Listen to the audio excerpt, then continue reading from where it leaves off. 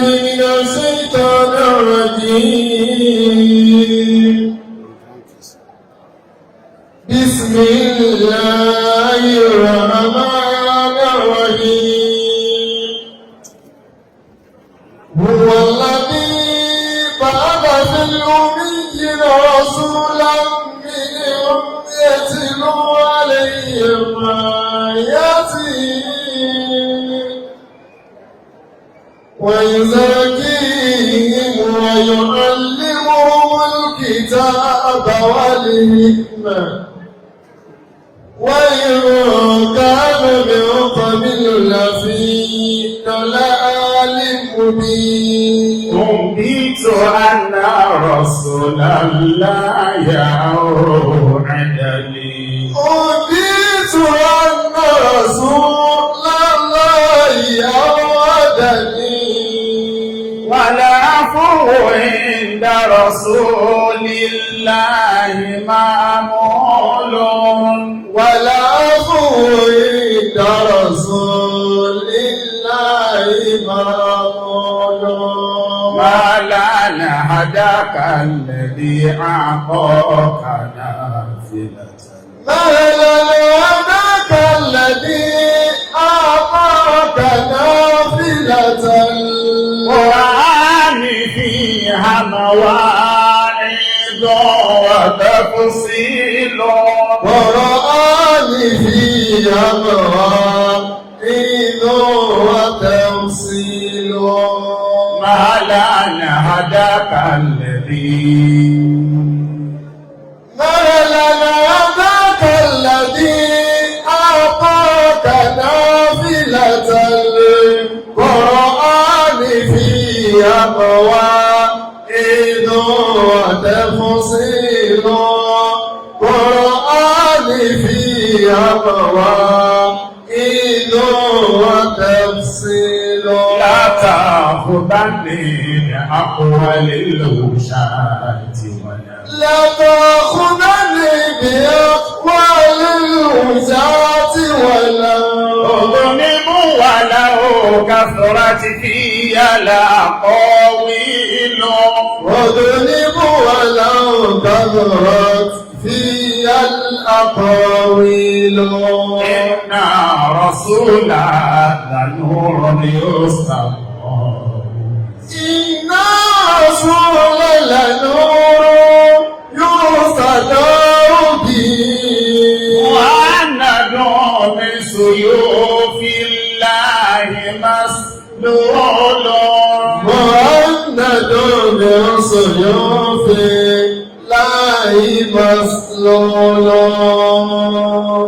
أعوذ بالله من الشيطان الرجيم بسم الله الرحمن الرحيم الحمد لله رب العالمين الذي خلق الموت والحياة ليبلوكم أيكم أحسن عملا وهو العزيز الغفور والصلاة والسلام على المبعوث رحمة للعالمين سيد الأولين والآخرين سيدنا ومولانا وحبيبنا وشفيعنا محمد صلى الله عليه عبده وسلم ورسوله أما بعد òkí gbogbo ẹ̀yin àfáà wa lórí ìkàlẹ̀ bàbá wa ìmámù àgbà fún gbogbo òru lápapọ̀ ومن يظلم أعطانا أو يسرقا àwọn àgbà ni wọ́n máa ń nìlú ìlú òlé ní rẹ̀ ومن يظلم أعطانا أو يسرقا bàbá ń sọ̀rọ̀ ìsìláàmù lóòrùn lónìí ibi ọlọ́run gbọ́gà sí ni ومن يظلم أعطانا أو يسرقا bàbá al-Imam Mikail ó kí yí pọ̀ mo wà lójú ọ̀nà ni mo ti ń gbúrò ẹ̀fẹ́ bá mi sọ lórí bọ́ọ̀dù kí n tó wọlé الله ọ̀tọ́ wá débí ìtàn nínú jàlálà nínú ọlá ńlá yìí ẹ wá pàdé èmi tí ń tó nǹkan lójú ọ̀nà ẹ pàdé èmi ẹ̀sìn ní wọnú ilé mélòó lèmi kí ni mo já mọ́ kí ni mo jẹ́ ta mo mọ̀ ẹ̀kọ́ wo mo kọ́ tó tó ń tọ́lọ̀ ọba àlejò láṣẹ fún yín. wọ́n máa yẹ ní ìlú àtọ́nà ọ̀yà sọ̀kọ̀. yóò bá wa sọ pé èyí kéré nídìí nǹkan ẹ̀ lẹ́yìn kan bá wọ̀lú ilé ní kódà kó ké ń táwọn àgbàlagbà máa pè ní mìtìtì ẹ̀yin kéwú yín ni ó ti fi kéwú rẹ̀ kírun. Tẹ̀sí òfòdó lọ́lẹ́ àbìyá sí ibi àti làmí. Mo wá wọ̀ tó bóyá èmi nìkan lẹ̀ ń ṣe bẹ́ẹ̀ fún ni, mo wá rí pé kò sálejò kan tó wọlé tẹ́ẹ̀fà àpọ́nlé tó jójúlówó àpọ́nlé tẹ́ẹ̀fi tẹ́ lọ́rùn. Tẹ̀sí òfòdó lọ́lẹ́ àbìyá sí ibi àti làmí. Mo kí yín pọ̀ ọlọ́run mọ́ jẹ̀jẹ̀ àrí yín pẹ́. Àmín. Mo kí bàbá wa Al-Khalifa Aminullah Àkọsílẹ̀. Bàbá wa Grand Khalifa fún bó ti yá ní Lagos State. Bàbá wa ń lẹ́lé kéwú láti mọ̀ wọ́n. Bàbá wa Sùlẹ̀ Abíọ́lá lábẹ́kúta. Bàbá wa mí ní ìsìn ni mo rí àfáà mi. Bàbá wa Sheikh Muhammadu Sani Àkọsílẹ̀. Àfáà wa nígbà wọn wọlé ẹ̀kan wá kí ni ẹ wà wò pé mi làáfà àwọn bẹ́ẹ̀ ọmọ kéwú wọn ni mí torí pé bàbá ń bẹ lé kéwú senior wa làwọn àwọn jẹ́ senior báwa àwa jẹ́ junior bá àbá wá rà wọn àfà àwa kọ́ wa ń kíláàsì àwọn senior wọ kíláàsì wa kọ́ wa ó túmọ̀ sí pé nínú ẹni tó kọ́ wa ń kéwú rí láyé bàbá wa Muhammadu Sani Àkọsílẹ̀ náà bẹ́ẹ̀. Salamu alaykum ya a'immatan dinina. Ṣé ọ̀rọ̀ wọn dá wí náà lẹ́nu mi ò lè wí nítorí kó gbèsè kan tó fi jáde. Biduni salami la yajuzu kalami. Ó dá kí n sọ pé àfọ àwọn ọ̀rùn sáà ni wọ́n kọ́ mi kéwúrí ní ìsìn ìṣòyọ mímí màmú Ògbómọ̀ṣọ́. Salamu alaykum. Àbọ̀ fọ àwọn ìdìmọ́mù Ògbómọ̀ṣọ́. Ya a'immatan dinina. Ṣùgbọ́n àlùfọ́ọ̀dù ni mùtàkàlẹ̀ lẹ́yìn ọba kó ẹ lára àfi kan o gbọ́dọ̀ àtìmọ́lẹ́yìn ẹ̀ ní gbogbo bí ẹ bá ti pàdé. Bàbá wa Muhammadu Sani mo kí yí o. Nínú àwọn tí wọ́n jẹ́ mùkádàmù lábẹ́ bàbá wa Àkọsílẹ̀ ní àbá wa Sheikh Ibrahim Junaid ni wọ́n wà lábẹ́kúta. Àwọn bẹ́ẹ̀ ní sísí dáúlà ń lọ́ra yìí. Salamu alaykum. Àwọn náà àfà wa ni wọ́n. Ya a'immatan dinina. Ọlọ́mọ̀jàbá dúró sí kálukú yìí. Biduni salami la yajuzu kalami. Mo kí bàbá wa Imam Abdul Qadir Salahuddin. Bàbá wa Imamu Hussaini Central Mosque. Ṣé lọrin kọ́dù yìí wà yìí? Mo kí bàbá púpọ̀. Ọlọ́pàá ṣẹ̀jẹ̀ rí pẹ́. Ẹ má bínú o, bí wọ́n ti kọ́ fún mi ni mo ti ń wo. Bàbá wa Al-Khalifa Tajudeen Raji láti òsì. Láti òsì àwọn tí wọ́n kọ́ kìíní ni wọ́n wọ ní Rèmí òdí àmà. Ọlọ́pàá ṣẹ̀jẹ̀ rí pẹ́. Akọ́rọ̀mọ́kùnrin Gbogbo ẹ̀yà àfọ́ àwọn tẹ́ ẹ̀lẹ́lẹ̀ ni mo kí.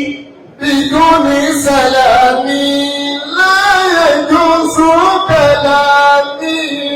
Ó kí gbogbo ẹ̀yin bẹ́ẹ̀ nílùú ẹ̀yin ńláńlá. Bàbá wa Aichi Sunday Ọlátẹ́jú Afọlábí baálẹ̀ Òwò ó kí yín pọ̀. Bàbá baálẹ̀ Ọlọ́run jẹ́ ẹgbẹ́ lórí ọlá o. Ọlọ́run jẹ́ ẹgbẹ́ lórí ọlá o. Sọ pé yẹ ní ẹyẹ lé ayọ̀ ọba kalẹ̀. Rírọ̀ nírọ̀ àdàbà àárọ̀ ọba lọ́rùn. Aṣọ lékeleke kì í dọ̀tí. Ọwọ́ ọ̀la ọba àtòkèrè.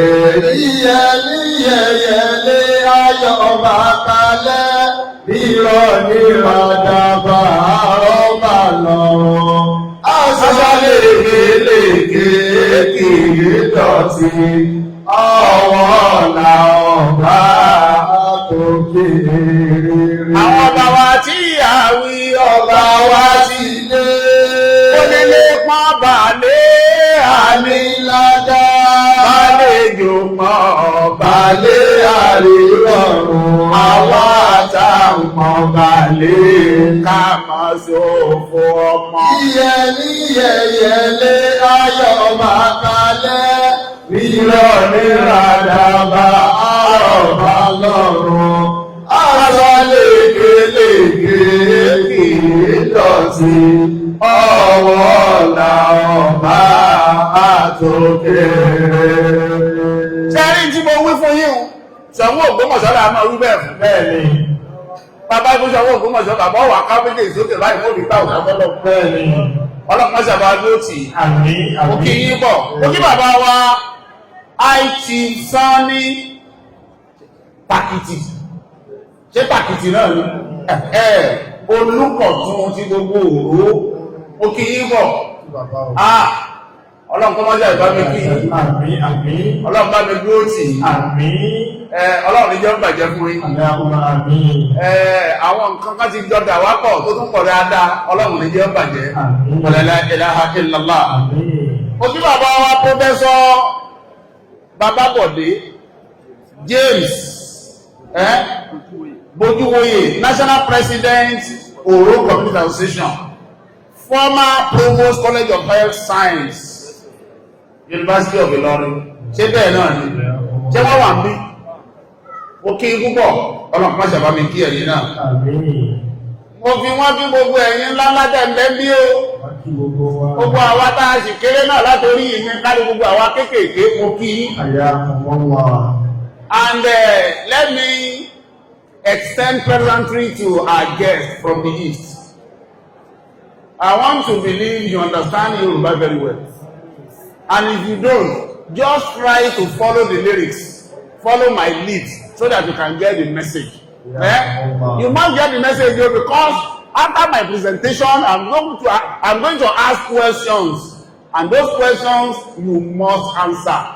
Your inability to answer my question can lead to something you will never forget in your life. Are we together? Should I continue? So you must pay attention. You must pay attention. Now, Cherry, bókè àyàn ọmọ olókùn pọ̀, ẹlòmí ọmọ wò pé bóò ni ìmáàmù Ògbómọ̀ṣọ́ tún ṣe dóòrò. Ẹ jẹ́ kí establish àjọṣepọ̀ èmi àtàwọn tí bàbá wọn jáde láyé ní 2013 òun yẹ ọkùnrin ilé ìdógún yìí Abdulrafin ó wá fẹ́ ìkànnú àwọn ọmọ mi nígbà náà mo wà l'Abẹ́òkúta. Àbá àwọn tó dúró yìí òun ni bàbá ìyàwó ọmọ kéwù mi ni, òun ni bàbá ìyàwó ọmọ kéwù tèmi ni. Ó wá ní àwọn òró ń bọ̀ wá fẹ́ àbúrò òun kí n wá bó ń so yìí kí n wá ṣe wáàsí.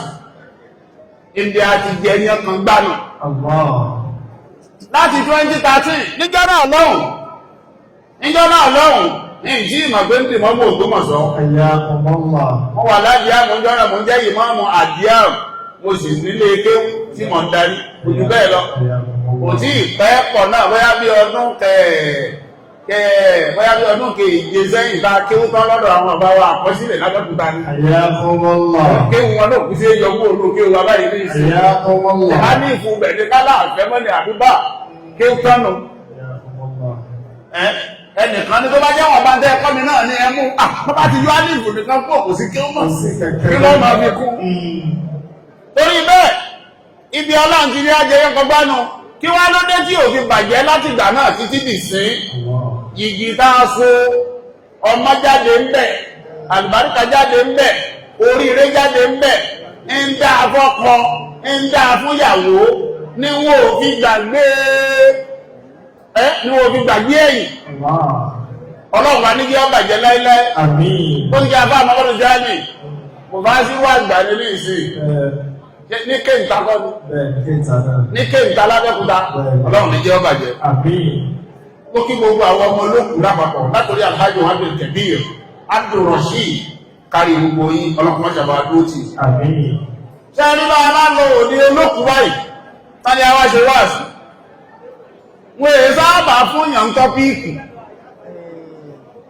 sáwọn àpapọ̀ Àgbọ́yé bàbá. bí wọ́n bá mọ́ ọdọ́ fún yàn tọ́píìkì yóò jọ mọ́ ọ̀rọ̀ òkú ọ̀rọ̀ káṣayé dáadáa kálìkì àmọ́ wà lè máa já wọ́n máa sábà tún fún yàn bí wọ́n bá ti fẹ́ fún yàn tọ́píìkì ní o àwọn ọmọ olókùn eléyìí ìwà mọ́ tó dé nígbà wọ́n mú tọ́píìkì wá wọ́n ní importance of education in the society. Mo wá wò pé ó ṣe jọ mọ́ ìjòkólẹ̀ òkú àwọn àbáwọ̀ sọ fún wa pé nìkún lè mọ̀kọ́ ní mọ̀kọ́ọ̀lù gbogbo àyè kọ̀ọ̀kan ló ní rú ọ̀rọ̀ tá a máa sọ ń bẹ̀. Mo wá débí nísìngbà mo débí mo wá ń wo biography bàbá wa tá a torí wọn jókòó bàbá wa Alhaji Chief Yusuf Àmọ̀dá Bámidélé Àlàbí Ọlọ́ta bàbá wa tí wọ́n jáde láyé tá a torí wọn jókòó ìwọ̀n mo wá ń ka biography wọn lọ mo wá rí àwọn nǹkan kan ń bẹ̀ wípé bóyá ń tó wà ń bẹ̀ yẹn ló inform decision àwọn ọmọ yìí láti sọ pé ká sọ̀rọ̀ education. Mo rí pé bàbá yìí wọ́n gbìyànjú pọ̀ gan lásìkò tí wọ́n ọ̀pọ̀lọpọ̀ àwọn tí wọ́n jọ lo àsìkò yẹn ní wọ́n kàwé bàbá yìí ti kàwé. Bóyá àwọn òwe tí bàbá yìí wá kà bàbá lọ ṣe ní college of education lọ́dún mẹ́ta wọ́n kú òní òró wọ́n lọ Adó Èkìtì wọ́n lọ ṣe nígbà wọ́n padà dé wọ́n ní kí bàbá náà kọ́ ọmọ lẹ́kọ̀ọ́ lóòrò bàbá bẹ̀rẹ̀ sí ní tíìchì lóòrò bóyá wá rí wípé ẹ̀kọ́ tí bàbá yẹn kọ́ yẹn ó lapa láàárín ìlú ó fún ìlú ní súná tó dáa ni wọ́n fi fẹ́ ká sọ̀rọ̀ ẹ̀kọ́ ó lè máa jàǹfààní báwa ti sìn káwọn ọ̀tọ̀lá náà lè ráǹfààní lára wa bóyá tó fà nìyẹn torí pé bàbá yìí bẹ́ẹ̀ bá wọn bá gírọ́fì wọ́n ṣe àwọn diploma courses tó pọ̀ diploma course in sociology diploma course in anthropology certificate course in community development àti bẹ́ẹ̀ lọ. Bàbá kúrò Nàìjíríà wọ́n lọ kẹ́kọ̀ọ́ Cameroon bàbá kúrò Cameroon wọ́n tẹ̀lé ọ̀gá wọn lọ Singapore lórí ẹ̀kọ́ iná àti kí nǹkan lè dá. Bàbá wá rìn káàkiri gbogbo ayé nígbà wọ́n lọ tí wọ́n bọ̀ wọ́n wá ṣe iṣẹ́ kákọ́mọlẹ́kọ̀ọ́ wọn àfi mọ bẹ́ẹ̀ ẹ̀kọ́ tí wọ́n kọ́ tún jẹ́ kójú wọn là síbi wípé àmọ́ mójú tẹ́sìn ni wọ́n mójú tó Islam wọ́n lọ Òkè Ọya wọ́n lọ mú Jamaatu Nasirul Islam wá sí Òró ṣẹ̀mà pẹ́kọ̀ọ́ ló jẹ́ wọ́n lè ṣe bẹ́ẹ̀ wọ́n mú dé látara jọ̀mọ́ yìí wọ́n wá ń dálé ìwé lẹ̀ káàkiri wọ́n fasilitéètì bá ṣe dálé ìwé lẹ̀ sí bàbá lówà wọ́n fasilitéètì bá ṣe dá ilé ẹ̀kọ́ girama lẹ̀ sí Òró àti bẹ́ẹ̀ lọ bàbá ṣiṣẹ́ fá wọ́n rìtáyà nígbà wọ́n ṣe táwọn ọ̀tún táyà wọ́n tún ṣiṣẹ́ gẹ́gẹ́ bí mẹ́mbà Pilgrims Welfare Board ní Kwara State wọ́n ṣe bẹ́ẹ̀ lọ wọ́n fasilitéètì bá ṣe kọ́ mọ́sálásí nílọrin sí bọ́ọ̀lù wọ́n lè mọ́mọ́ bẹ́ẹ̀ wọ́n àtún dá dúró bẹ́ẹ̀ bàbá yẹn láwọn ọpa tó pọ̀ wọn àwa sinmi lórí lílo ẹ̀kọ́ tí wọ́n kọ́ tí wọ́n fi jáde láyé ṣé gbèsè ayé wọn kọ́ lásán máa láìsí ẹni tí ọmọ àwọn báyìí ní ìsìn yóò ti mọ̀ díẹ̀ báwọn téèyàn bá wá lórú ìgbésí ayé mo rò pé yẹn òun làwọn ọmọ wọn rò tí wọ́n fi fẹ́ ká sọ̀rọ̀ ẹ̀kọ́ tẹ́wárí ẹwárí mo fẹ́ wọlé pẹ̀lú ọ̀rọ̀ àwọn àfáà kan tó gbajúmọ̀ ká lè mọ̀ bí tọ́píìkì yìí ṣe pàtàkì tó àwọn àfáà ní yawmal qiyamati láàmà alóhùn wà láàwà lánú yawmal qiyamati láàmà alóhùn wà láàwà lánú wàlá abúkà wàlá ọmọ wàlá nasabu wàlá abúkà wàlá ọmọ wàlá nasabu. Al-ilmu yanfa'u fi dunya wa akhirati. Al-ilmu yanfa'u fi dunya wa والمال لا بد يلقي المرء في تعبه والمال لا بد يلقي المرء في تعبه ẹ̀kọ́ يوم القيامة لا ẹ̀rí tó bá dàlì kí á wà ní ìsìn مال ولا ولد gbogbo owó tí bàbá wa ọlọ́ta tí wọ́n nígbà tí wọ́n ń bẹ láyé kò ní wúlò tó bá dàlì kí á mọ̀. يوم القيامة لا مال ولا ولد Ọlọ́wọ́ ọlọ́wọ́dọ́ àtọ́jú ọmọ, àtẹ̀ní ọmọ, àtọmọ ọmọ, àtàrọmọdọ́mọ, kò sí kankan tó lè ṣe bàbá yìí láǹfààní tó bá dàrí kìámọ̀. Torí pé ní kìámọ̀, yá ọmọ yẹ fi rúl mọ́rùn min àkí, wà ó míyí wà àbí, wà sáhíbá ti wà dání, lè kó lè múrí ìyà ọmọ yìí zè nìṣá àlọ́ọ̀nù yóò gbòdì. Àlìkìámọ̀ nìyẹn. يوم القيامة لا مال ولا ولد Gbogbo tó wù kí bàbá yìí kí wọ́n ṣe láyé tí wọ́n kọjọ dúkìá àti lówó àti lọ́mọ àti ní gbogbo tí wọ́n ṣe tá a sọ bó ṣe dáa tó yẹn náà tó bá dàrí kí á máa ọlọ́run ò wúlò fún kankan. ولا أبوك ولا أم ولا نسب ولا أبوك ولا أم ولا نسب Bí gbogbo àwọn eléyìí ọ̀bá wá wúlò, èwo ló wúlò láti kí á mọ̀? العلم ينفع في الدنيا وآخرة Ẹ̀wọ̀n náà, ibi táwọn mímọ̀ ti wọlé nìyẹn. Ṣáàrí, if you have very good education will not only benefit you on the surface of the earth. Education will continue to benefit you even while in your grave. Before Allah, in the day of judgment, education will equally give you high level of advantage. العلم ينفع في الدنيا وآخرة My people from the east, I'm trying to switch from Yoruba to English so that I can carry you along. If at the end of the day you are unable to answer my question, yóò lè pọ̀. والمال لا بد يلقي المرء في تعبه والمال لا بد يلقي المرء في تعبه. Bàbá mi tẹ́ ẹ jókòó. Ṣé ẹ rí ìmọ̀ nìkan ló wúlò láyé ló tún wúlò lọ́run? Ìmọ̀ nìkan. Òun ni ìmọ̀ fi pàtàkì. Ó dá nísìn, bàbá wa Yusuf Àmùdá ọlọ́ta àtàtorí wọn jókòó, ìmọ̀ tí wọ́n kọ́ láyé ó wúlò bí òun lò. Wọ́n èé máa sọ̀rọ̀ sókè ní العلم ينفع في الدنيا وآخرة. Òkè tí wọ́n bá ń jẹun lóòrò ohun èé sọ̀rọ̀. Nǹkan méjì ò ṣeé ṣe pọ̀. لا بد يلقي المرء في تعبه والمال لا بد يلقي المرء في تعبه. Ẹ̀wọ̀n gan, ìgbà tí mo summarize biography bàbá yìí nísìn, àrípẹ́kọ̀ọ́ tí bàbá kọ́ ó wúlò ó pọ̀ fún wọn láyé. Kódà kìí ṣàwọn nìkan ló wúlò fún, ó wúlò fáwọn ọmọ wọn, ó wúlò fún community wọn, ó tún wúlò beyond Òró community. العلم ينفع في الدنيا وآخرة. Ẹ wá wo ìmọ̀ yìí, ìgbà tí bàbá yìí ń bẹ láyé, ìmọ̀ tí wọ́n kọ́ yẹn ó gẹ́ ìdí wọn bí wọ́n tún ṣe lè fi ìmọ̀ yẹn palẹ̀ mọ́ àlùkí àgbà ni wọ́n fi bọ́ sínú iṣẹ́ dáwà.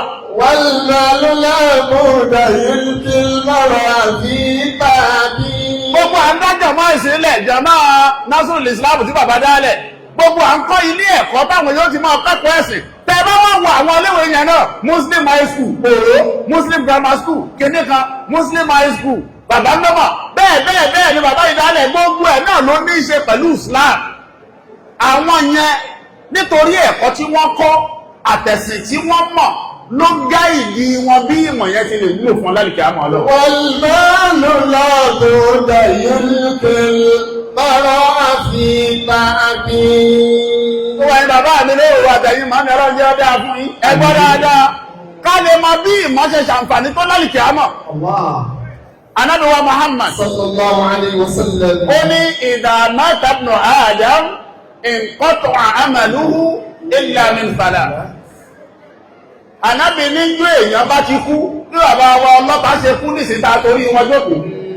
Níjọ́ tí bàbá ti jáde láyé gbogbo iṣẹ́ rẹ̀ ti pin wọ́n ti pàwí ẹ̀ lé nǹkan kan tó wọnú ẹ̀ mọ́.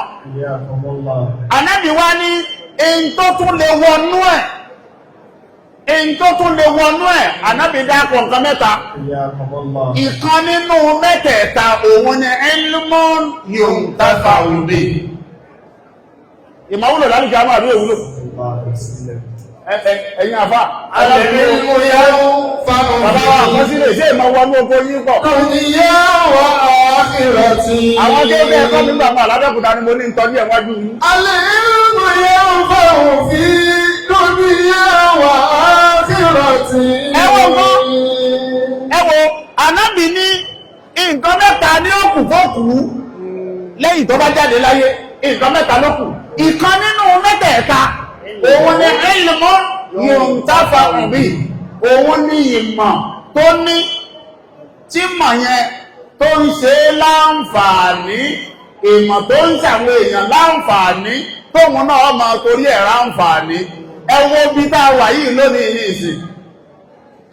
Tá a bá sọ pé àwọn tí wọ́n gba wájú bàbá yìí kọjá lẹ́kọ̀ọ́ kí wọ́n dìde, wọ́n mọ̀ pé wọ́n pọ̀. Àwọn tí wọ́n lọ ilé ìwé tí bàbá yìí dálẹ̀ kí wọ́n dìde, wọ́n mọ̀ pé wọ́n pọ̀.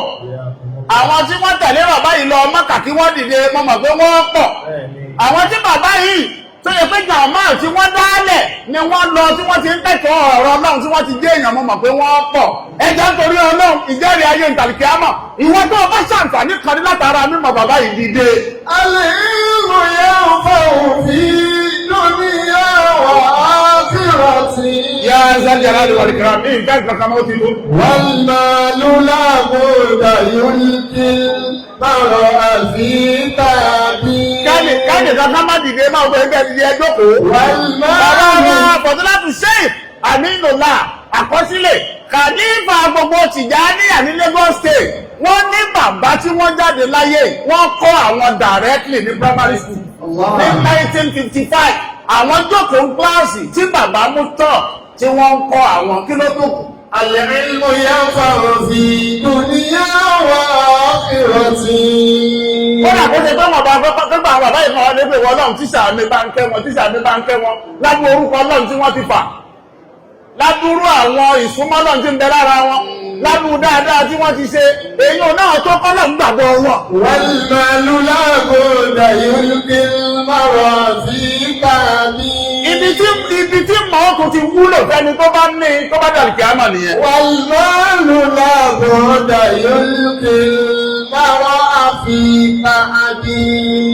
Nítorí àsìkò, jẹ́ ń sáré sọ àwọn àǹfààní bíi mẹ́wàá básìkò bá gbà wá tá a lè rí béèyàn bá jẹ́ ni tó kẹ́kọ̀ọ́ dójú ẹ̀. Ẹjọ́ nítorí Ọlọ́run gbogbo ẹ̀yin tẹ́ ẹjọ́ máa wá torí wọ́n sì máa ń pè mí náà ní bàbá ìmọ̀mù ọlọ́jàrí mi ọmọ kékeré ìjọ mo sọ fẹ́ẹ̀ nìkan pé wọ́n máa ń pè mí ń bàbá àwọn ní àgbòjú gbóǹkánà lọ sí ní máa rán tó ń tó iṣẹ́ ọlọ́mọṣẹ́ ìṣàánú.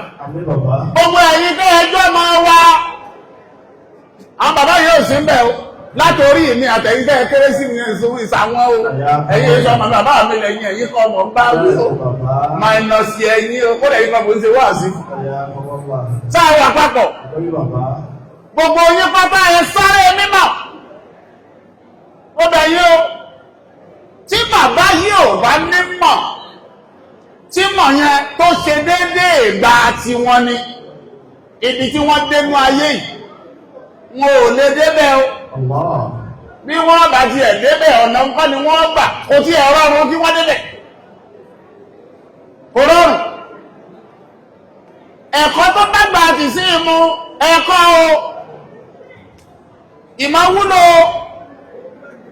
ẹ wo gbogbo kò tí yàn bá bẹ́ẹ̀ dé láyé tá a wà yìí lónìí tí ìmọ̀ tó nítumọ̀ ò bá sí lọ́wọ́ ẹ̀ kódà kó ṣe pé ipò ilé wọn ni wọ́n kàn fi dígẹrẹ wú ni wọ́n ní àwọn bàbá ní ẹmọ owó lẹ̀ ọ́tọ́ kò jù bẹ́ẹ̀ lọ ṣe mọ̀ pé ń bá wọn àbárẹ́ lòmí ìmọ̀ nínú ilé Wọ́n ṣáàjókòó ń bẹ̀rẹ̀. Òun náà sáà lọ́kàn, ṣáàjókòó.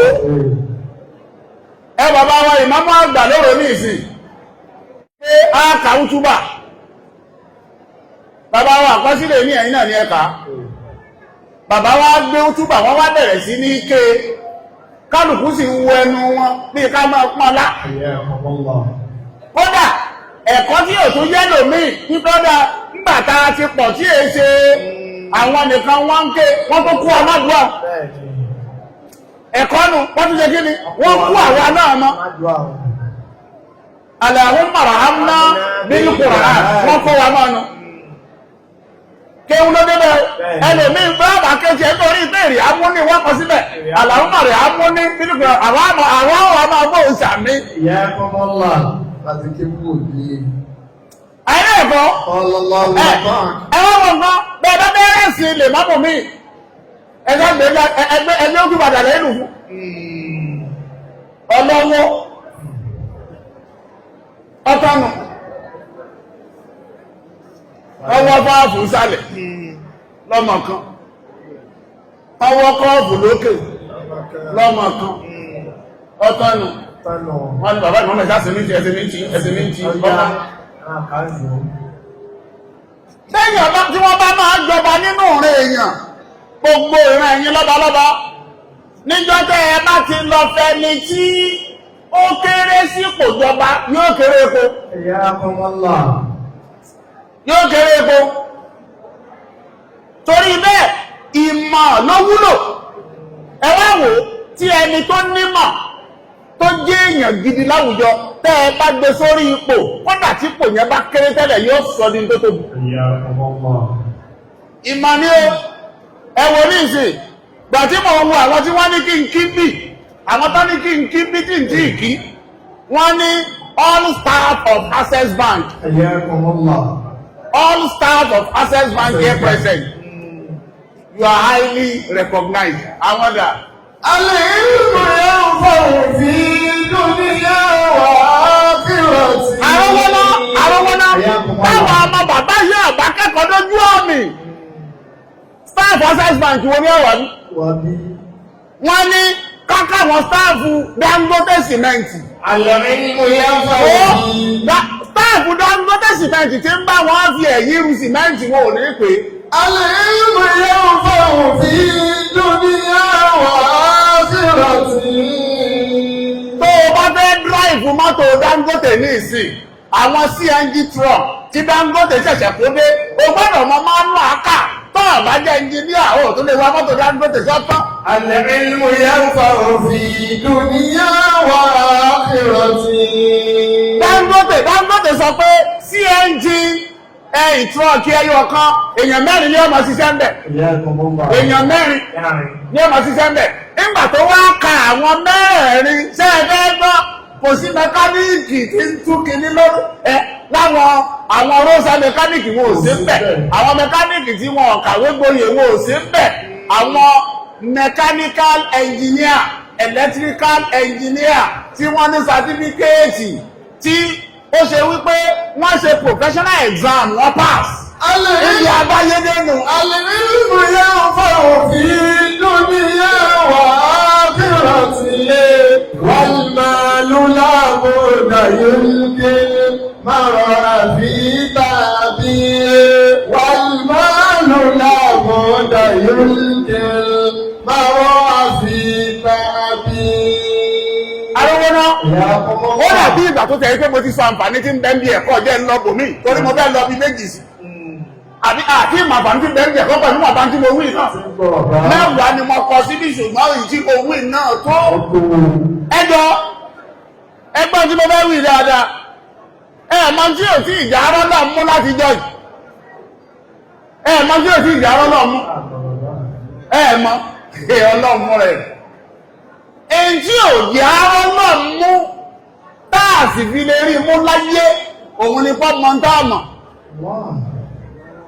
Òun ni pọ́ náà ṣe kí ni ó? Níjọ́ tí ọlọ́run bá fi lè fi ń tó mọ̀mọ̀ wá láwọn èèyàn dáadáa yìí. Ìjọ́ tó náà bá fi sọ pé ókè ní tí mo mọ̀ ní tí mo fi ń jọ́ náà tó wá mọ̀ kódà kó má fọ́ sí ìdèdè rẹ̀ káàkà mọ́ tó mọ̀ ìjọ náà àárọ̀ lọ́mú. Al-ilmu yanfa'u fi dunya wa akhirati. Àrọ́wọ́ná ìgbà tí Ádámù tọ́lọ̀ ń bẹ́ẹ̀ dáa tọ́lọ̀ ń wá bá àwọn màláíkà tọ́lọ̀ lẹ́yìn màláíkà mo fẹ́ dá Ádámù àwọn màláíkà wọ́n sọ wípé wà nánù nusabbihu bihamdika wa nuqaddisu laka qala inni a'lamu ma la ta'lamuna ọkàn ẹbá màláíkà yẹ súnmọ́ tó ọlọ́run bẹ́ẹ̀ dá Ádámù wá ti lọ wọ́n pé mo bẹ́ẹ̀ dá Ádámù àwọn màláíkà wá sọ pé ó dá Ádámù àtẹ́jọ́ fi àmọ́ yìí sí fi à àwọn tí wọ́n máa tẹ̀jẹ̀ ara wọ́n lẹ̀ tí wọ́n máa para wọn tí wọ́n máa balẹ̀ jẹ́ ló fẹ́ dá má dá wọn wa nahnu nusabbihu bihamdi ṣebí kí wọ́n ká máa fọ̀ ọmọ ni àwọn máa fọ̀ ọmọ ibi iṣẹ́ náà ń ṣe tí ó ti dá wa náà nu wa nuqaddisu lak qala ọlọ́run ní inni a'lamu ma la ta'lamun ọlọ́run ní tí mo fi ń jọ́lọ̀ ní pé mo mọ̀ ń tẹ́ mọ̀ ìgbà tí mo ti mọ̀ ń tẹ́ mọ̀ ń dà wọn. Al-ilmu yanfa'u fi dunya wa akhirati. Èyí ọ̀nà lákọ̀ọ́kọ́, ìtọ́bà lékè ọlá fi ń jẹ́ ọ̀gá gbogbo wa, òun ni pé ó mọ̀ ń tá mọ̀, èyí ọ̀nà. Ẹwọ́n dọ́tọ́ náà fẹ́ jẹ́ kí àwọn màláìkà mọ̀ pé Ádámù ọ̀gá wọn ni kí lọ́lọ́run fún wa 'allama Ádámà al-asma'a kullaha. Ìjọ tí Ọlọ́run tó fẹ́ sọ Ádámù dọ̀gá kí lọ́lọ́run fún ìmọ̀ náà lọ́lọ́run fún ìgbà tọ́lọ́run mú onímọ̀ tán wọ́n pa màláíkà fàkọ́ọ́là ámbìmúní bí àsìmáyè àrùláyè in kuntum sadiqin ẹ̀rùn náà Ọlọ́run ní ẹ máa bọ̀ ẹ̀sàmùdé ó yá ẹ̀sàmù eré ẹṣẹ́ lẹ́ẹ̀kan náà àwọn màláíkà wo pépà ẹ̀sàmù wọ́n láwọn ò lè àtẹ́mtì ẹ̀ àwọn olè àtẹ́mtì ẹ̀ àwọn ọ̀gbọ́dọ̀ ṣe bá bá ṣe àwọn òfin èyí torí pé lá ilma lana illa ma 'allamtana innaka antal alimul hakim tí àwọn ọmọ nǹkankan ìntọ́ ọba fi mọ̀ àwọn nìkan làwọn mọ̀ ìwọ nìkan lọ́bọ̀ onímọ̀ ọgbọ̀ ọ̀jọ̀gbọ́n. Al-ilmu yanfa'u fi dunya wa akhirati. Abẹ́rí, àwọn màláíkà wọ́n acknowledge wípé ìmọ̀tọ́ náà mọ̀ táwọn ò mọ̀ yẹn díẹ̀ ń bẹ̀ ló fi mọ Ádámù ló sọ Ádámù dọ̀gá àwọn.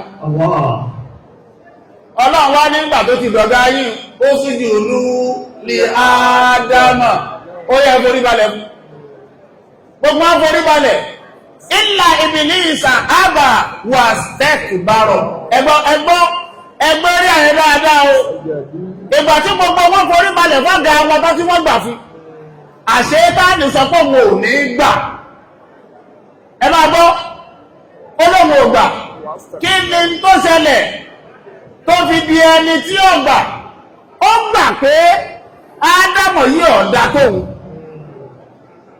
Ádámù yìí kò sí tó mọ̀ kí ló mọ̀ kí ló jẹ́ tóun fi áborí balẹ̀ fún gbogbo ẹni tí ọba ti mímọ̀ àṣetáàdì ní máa padà yà. Al-ilmu yanfa'u fi dunya wa akhirati.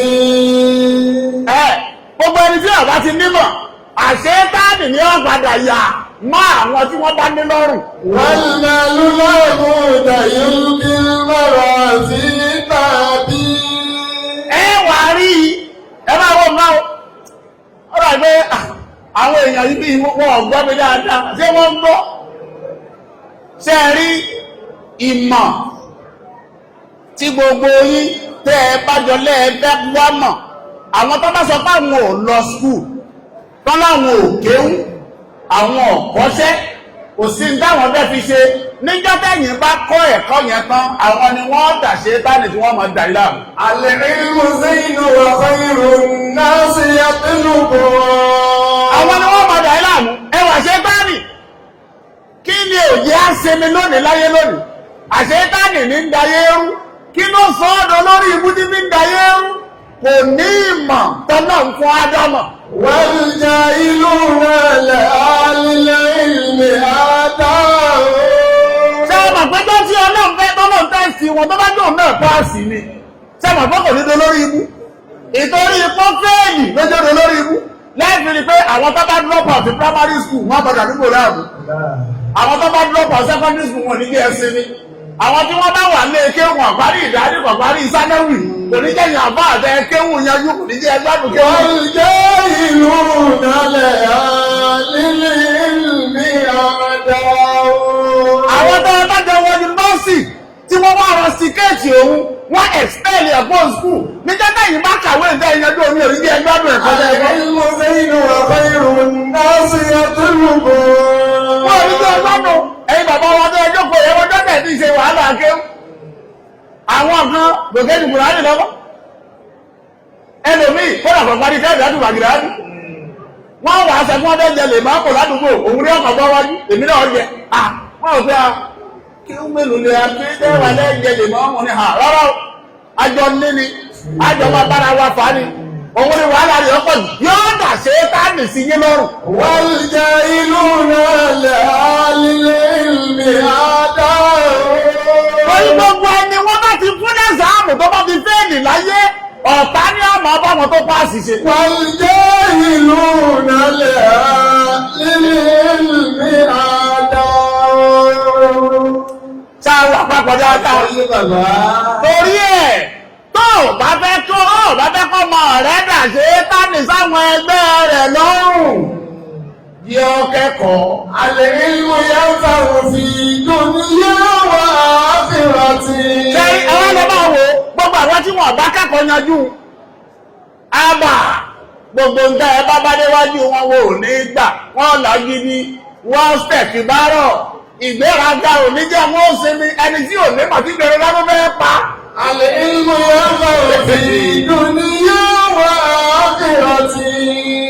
kò ní màkàkà bá ìgbéraga sì fẹ́ bá tiẹ̀ jẹ́ wàkánà mílíọ̀nù káfíìrì náà wọ́n padà jọyìn ẹgbẹ́ wọ́n padà jọyìn ọ̀gá wọn àṣetánì kèfèrí ni wọ́n ṣe kányìn ayé. والمال لا بد يلقي المرء في ثابي. ọ̀kanù bá ẹ̀yà lẹ́bùwá Muhammad sallallahu alaihi wasallam. níjọ́ tí ọlọ́run fẹ́ sọ́dọ̀ òjíṣẹ́ ìtọ́nà gun ànábì kò gun ànábì ọlọ́run kan rí lórí ọ̀gá wọn. Allah. gbogbo àwọn ànábì tó kù náà lọ́lọ́run mú ní nǹkan o ṣùgbọ́n ọlọ́run ò gùn wọn ní ìtọ́lọ́run fún àná Muhammad sallallahu alaihi wasallam. kí lọ́lọ́run bá lọ bí ọgbà Al-Qur'ani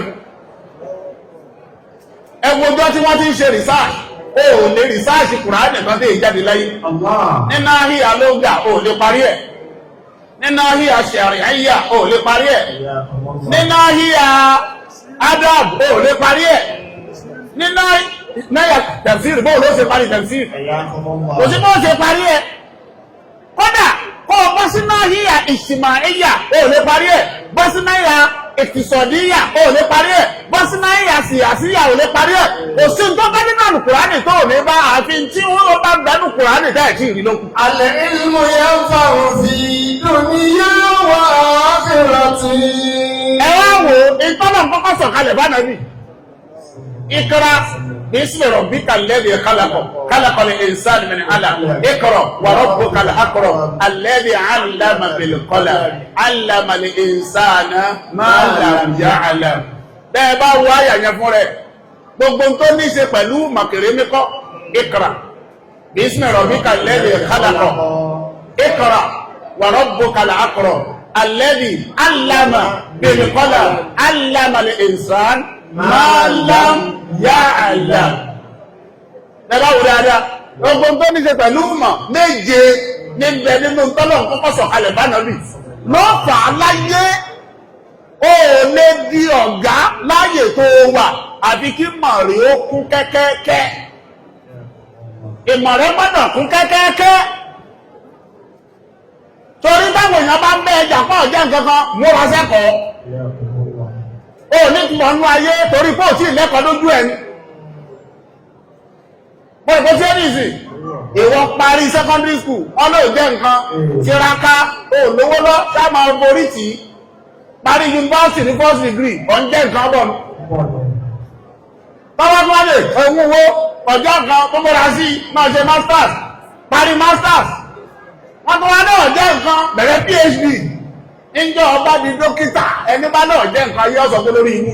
alẹ́ ìlú yóò fọ́ òfin lórí ẹwà fẹ́rọ̀tì. ẹnìkan ní ìmáàmù Ògbómọ̀ṣọ́ ọmọ kéwù ọ̀dọ̀ bí mọ́mọdé yìí náà tó àwọn tí wọ́n ní phd náà rán níbi ìtẹ̀mí kó jáde. alẹ́ ìlú yóò fọ́ òfin lórí ẹwà fẹ́rọ̀tì. ó tó ń fọ́ àríyìn bá mọ́mọ kéwù wàhálà tiẹ̀ nìyẹn. That is your own funeral. Al-ilmu zainu wa khayru an-nasi yadillukum. Àwọn òṣìṣẹ́ Lafarge, wọ́n wà ń bí àbí? Lafarge cement. Lafarge cement. Gbogbo ẹ̀wọ̀n kọ̀ ó ní nǹkan sọ tó wù mí. Wọ́n kọ́ ní èmi kọ́ mọ́ kọ́. Lafarge cement. Lafarge cement. Sáwọn staff Lafarge wà bí? Ṣé wọ́n gbọ́ Yorùbá? Wọ́n gbọ́ Yorùbá ń ti wọn. Ìgbà ní àbẹ̀ èbó kí wọ́n ní o. Ẹ̀yin Lafarge dáwà ń bẹ̀rẹ̀ kí mi lọ́wọ́ kákárí. Ẹ̀mọ̀ ju wọ́n sókè. Ọlọ́run yóò dáa fún yín. Ilé iṣẹ́ yóò ní dàrú. Yóò máa dáa fún yín tí ó pọ̀ ẹ̀sà mi. Arówónájà sọ̀kalẹ̀ wá kálẹ̀ máa lo Ògbómọ̀ṣọ́. Lórí bàbá kú omi àtún lọ bòmí ìkọ́lọ́ bí ìfẹ́ ẹ̀ṣọ́. Kwara State kọ́lọ̀ ń fà láfíà síbẹ̀ ìsàmì dáadáa. Amẹ́rògùn ìjínigbé mọ́ o. Ẹ̀yin ọlọ́pàá mi ṣe dúró dáadáa. Wọ́n ṣàánú olú ẹ̀. Pàtà ń bọ̀ àti àwọn orí fòfófó. Wọ́n ní àfọkàn balẹ̀ pé kò sí wàhálà lóòrùn. Wọ́n ní kò sí lóhùn kó. Nígbà tí bàbá wa àkọsílẹ̀ bàbá kẹ̀kẹ́ láwọn ọdún ọ̀rọ̀ ti balẹ̀ pé kó làwọn tí wọ́n fi jìnà ní tèmi náà. Àwọn alágbàlẹ̀ láyọ̀ lágbára Ọlọ́run. Kwara State yìí sì ní state of harmony ní. Gbogbo nǹkan kí nǹkan tó wọ bẹ̀rẹ̀ Ọlọ́run bá wa ti jáde. Bàbá wa ti lọ tán, àwọn apá fún súnmọ́ yín lọ yọ Ọlọ́run ní bí ẹ ti sọ́dọ̀ wọn.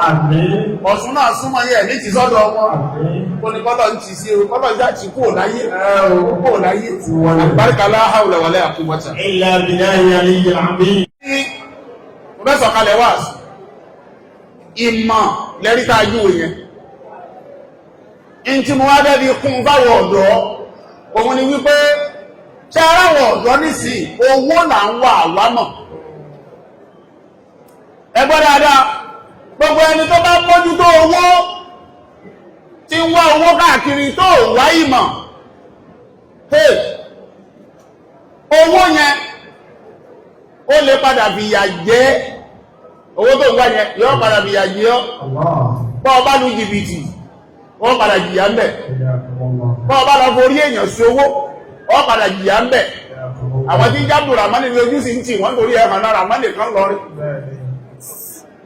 mo rò bó tí ẹni sí ojú sí ń tì wọ́n ọ̀pọ̀ jẹ́ báyìí ní ìsìn gbogbo yé torí Ọlọ́run ẹkú àwọn ẹ̀gàn kó wájú ẹkú kó ń bẹ̀ àwọn drinks yẹn kó kó ń bẹ̀ gbogbo àwọn akọ́ṣe pé owó làpọ̀lú sí tàwọn wá ẹ̀yìn tẹ́ ìṣe ìyàwó wọn mú yíjọ́ kan ẹ̀yìn tẹ́ ìṣe ìyàwó wọn mú yíjọ́ kan ẹ̀kù owó ẹ̀rà síságo orí pé ẹ̀ ń pàwọn èèyàn lẹ́kún jayé ni gbẹ̀ndẹ̀ ìṣògùn owó àtúbọ̀tán yóò lé dá èyí tí máa ń sọ àyàndó lówó tí máa ń sọ àyàndó lọ́rọ̀ tẹ́yàn fi máa ń ní fọkànbalẹ̀ òun ni owó àtọrọ̀ àtọlá tó bá ṣe pé ìmọ̀ ló bí bàbá tá a torí ẹ̀ jókòó nísìnyí gbogbo tọ́lọ̀ ń wọn láyé ibi mímọ̀ ló ti wá ibi ẹ̀kọ́ ló ti wá ibi ká ṣiṣẹ́ ló ti wá ṣùgbọ́n àwọn àti sí àbẹ́ kọ́kọ́ àbẹ́ ṣiṣẹ́ owó la fẹ́ ní torí ẹ̀ mo rọ̀ wá ẹ̀jẹ̀ amójútẹ́kọ̀ọ́ wa dáadáa bàbá wa Bámidélé Yusuf Àmọ̀dá ọlọ́ta ọlọ́pàá wa foríjì mi ẹ̀jẹ̀ àṣàmì dáadáa sọ pé Bámidélé ó ti dọ́dọ̀ ẹ̀ àlùjánnà ni ó fi wọ́n sí ọlọ́run má fi wọ́n sí jahannama iṣẹ́ rẹ̀ ni wọ́n gbáyé wọ́n sí. Bámidélé ọlọ́ta ó ti dọ́dọ̀ ẹ̀. Àlùjánnà ni ó fi wọ́n sí Ọlọ́run má fi wọ́n sí jahannama iṣẹ́ rẹ̀ ni wọ́n gbáyé wọ́n sí. Bámidélé ọlọ́ta ó ti dọ́dọ̀ ẹ̀. Àlùjánnà ni ó fi wọ́n sí iṣẹ́ rẹ̀ ni wọ́n gbáyé wọ́n ṣe ọmọ rí ni wọ́n fi sáyé lọ. Bámidélé ọlọ́ta ó ti dọ́dọ̀ ẹ̀.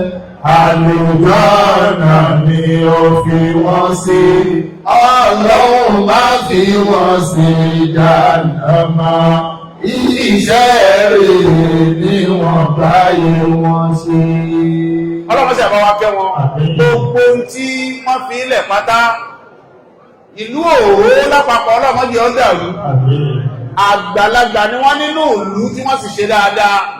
Ọlọ́run má fi púpọ̀ ní Òró, Ọlọ́run má fi gba Òró láíláí. Ìgbìmọ̀ lọ́balọ́ba táwọn náà jẹ́ kan bí ọlọ́mọdé ọ̀dàrú. Ìgbìmọ̀ ìlú táwọn náà jẹ́ kan bí ọlọ́mọdé ọ̀dàrú. Ìgbìmọ̀ ẹ̀sìn táwọn náà jẹ́ kan bí ọlọ́mọdé ọ̀dàrú. La ilaha illallah. Gbogbo àwa táwa ń jọmọ pátá, Ọlọ́run jẹ́ ó bàjẹ́ fún gbogbo yín o. Ọlọ́run jẹ́ ó bàjẹ́ fún gbogbo yín o. Alhaji AB Foundation tàbẹ́ lọ́ǹtì lénìí foundation yìí wọ́n ti ń bẹ kí bàbá tó lọ ọdún méjì ní foundation yìí ti wà tí ti ń ran àwọn èèyàn lọ́wọ́. Foundation náà àwọn abẹ́ lọ́ǹtì ẹ̀ ọ̀fíṣíálì lónìí ọlọ́pàá máṣá ìbàlùbáríkà sí èyí tí ń wúlò ká tó lọ́ǹtì ẹ̀ lẹ́yìn tá lọ́ǹtì ẹ̀ yìí kọ́lọ̀ ní ó wúlò jù bẹ́ẹ̀ lọ. Wala la ilaha illallah wala la hawla wala quwwata